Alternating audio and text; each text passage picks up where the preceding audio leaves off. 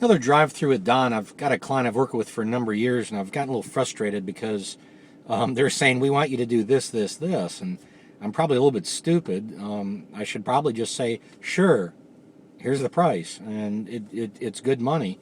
And I've known them a long time and worked with them. But what I find is that they're missing the boat because what they're doing is they're buying tools without knowing how they're going to use the tools. When I'm asking the question, well, what's your goal? I'm getting kind of these dumbfounded looks. So the assignment I've given them is I want you to look back at your long-term goals for 5 years, 3 years, the next year, and what are kind of these pieces where we can best help.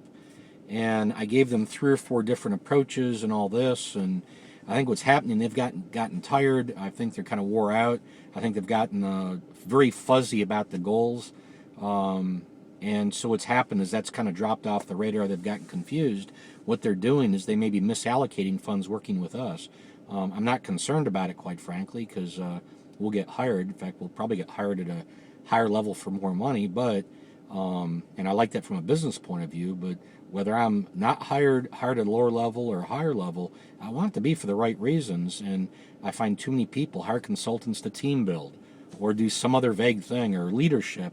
And I don't know what that stuff means. What I do know is if you're clear what has to be achieved with your team and what you're trying to accomplish, what you ought to do is say, okay, here's the goal.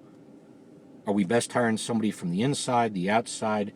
Who's best suited to do it? How are we going to do it? And then it makes sense to go find the tools and the pieces. Don't just willy-nilly. And I appreciate the fact they have high trust of us, but that's also the danger of having a relationship for a long period, is there's a tendency to make assumptions about the relationship when that's not what you should be doing. You should be saying, what are we trying to create with this relationship? So anyway, thank you for joining us in the drive-thru.